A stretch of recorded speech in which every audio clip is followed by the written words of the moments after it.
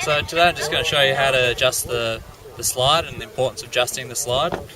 There's two slides really, but when someone says they're going to adjust the slide, they're going to adjust these two things. So the way you do that is underneath here, about there and about there, there's a little wing nut inside the boat, which can be undone. This will then make this become loose, and they can be moved either forwards or backwards. So you just open up the bung, put your hand in. Here I can feel the wing nut, so I'm just undoing that, just loosening it off. Then there's another one in the bow. There's one just there. So just loosening that off now.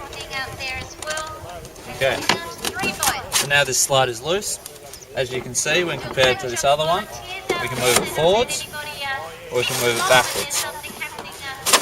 This is useful for when the athlete position changes.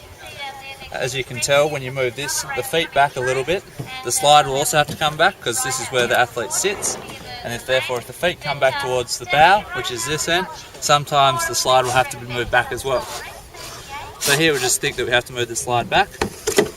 A useful trick for when we're doing this is we can measure the distance the slide has to go by looking here. And so in here you can see we've moved it back close to an inch, there to there.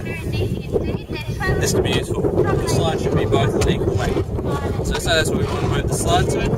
Just put a hand back in the boat and do up the washers. Do you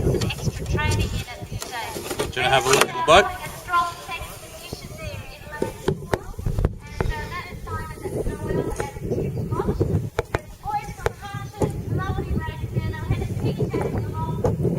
So in the boat there you can see the wing nut just in the centre of the screen, and that's what you're undoing when you're undoing the slide and doing it back up.